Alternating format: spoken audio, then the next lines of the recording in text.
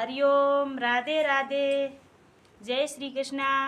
आज मैं आपने वनस्पति व्रत की विधि बताऊं। इस दिन भगवान विष्णु जी की पूजा होती है। दिन में एक समय ही भोजन करें, पीले वस्त्र धारण करें, पीले फलों का प्रयोग करें। भोजन में चने की दाल होनी चाहिए, नमक नहीं खाना चाहिए। पीले रंग का फूल, चने की दाल, पीले कपड़े, पीले चंदन की पूजन करनी चाहिए। पूजन में कथा सुननी चाहिए। ये व्रत करने से वनस्पति देवता अत्यंत प्रसन्न होते हैं तथा धन, अन्न, विद्या, रूपवान पत्नी का लाभ होता है। स्त्रियों के लिए ये व्रत अति आवश्यक है। इस दिन व्रत में केले का पूजन होना चाहिए। हमें आगे वनस्पति व्रत कथा सुनाऊं। ध्यान लगा सुनजो। एक नगर में बड़ा व्यापारी रहता था। वो जहाज में माल लदाकर दूसरे देशों को भेजा करता था और खुद ही जहाजों के साथ दूर दूर देशों को जाया करता था। इस तरह वह खूब धन कमा कर लाता। उसी गृहस्थी खूब चल रही थी।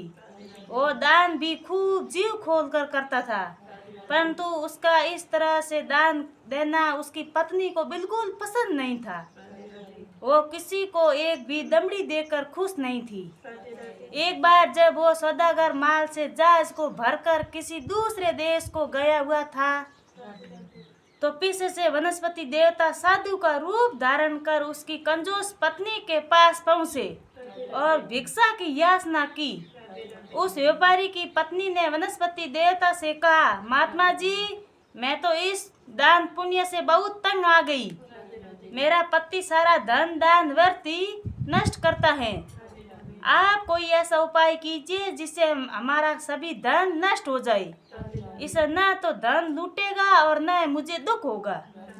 वनस्पति देवता ने कहा, देवी, तुम बड़ी विचित्र हो। धन और संतान तो सभी चाहते हैं। पुत्र और लक्ष्मी तो पापी के घर में भी होनी चाहिए। यदि तुम्हारे पास बहुत धन है तो तुम दिल खोल कर पुण्य कार्य करो। भूखों को भोजन खिलाओ, प्यासों को पानी पिलाओ, निर्धन कुंवारी कन्या का विवाह कराओ, पुण्य कार्य करो, जिनको करके तुम्हारा लोक परलोक सार्थक हो सकता है। लेकिन व्यापारी की स्त्री बड़ी ठीक थी। उसने कहा, महात्मा जी, मैं इस विषय से आपका कोई बात नहीं सुननी चाहती हूँ। मुझे ऐसा धन की कोई आवश्यकता नहीं है जो दूसरों को बांटती फिरूं। वनस्पति देवता बोले, यदि तुम्हारी ऐसी इच्छा है तो फिर ऐसा ही होगा।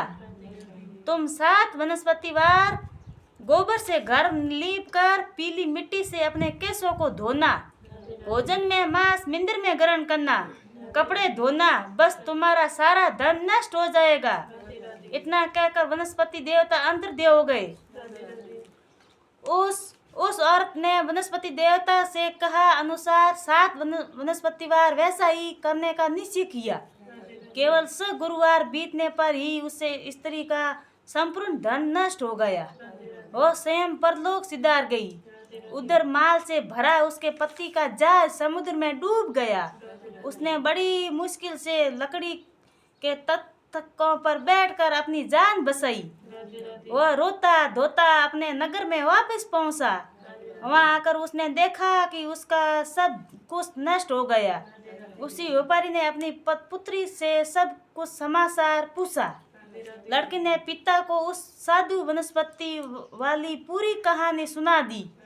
उसने पुत्री को शांत किया। अब वो प्रतिदिन जंगल में जाकर लकड़ियां सोन लाती और उन्हें नगर में बेचकर अपनी जीविका चलाने लगा, मगर गुजारा बड़ी मुश्किल से होता था। एक दिन उसकी पुत्री ने दही खाने की इच्छा प्रकट की, लेकिन व्यापारी के पास कुछ भी नहीं था। उसको दही लाकर देता लकड़हारा उसे आसन वासन देकर जंगल में जाकर एक वृक्ष के नीचे बैठकर अपनी पूर्व दिशा को विचार करने रोने लगा। वो गुरुवार का दिन था। वनस्पति देवता उसकी ये अवस्था देखकर साधु का रूप धारण कर उस व्यापारी के पास पहुंच आया और कहने लगे, रो मत। लकड़हार बोला, आप सब कुछ जानने वाले हैं। इतना कहकर उसने आंध्रकंठ और भेंगी आंखें से वनस्पति देवता को अपनी इस बात बीती हुई सुना दी। वनस्पति देवता ने कहा, भाई तुम्हारी पत्नी ने गुरुवार के दिन भगवान का अपमान किया था, इसी कारण तुम्हारा ये हाल हुआ है। लेकिन अब तुम किसी प्रकार की चिंता न करो, भगवान तुम्हें पहले जैसे ही अधिक धनवान करे। तुम मेरे कहे अनुसार गुरुवार के दिन वनस्पति का पाठ किया करो।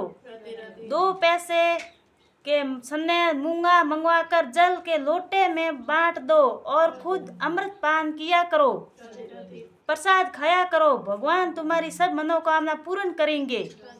जय बोलिए वनस्पति भगवान की। खोटी की खरी, अधूरी की पूरी।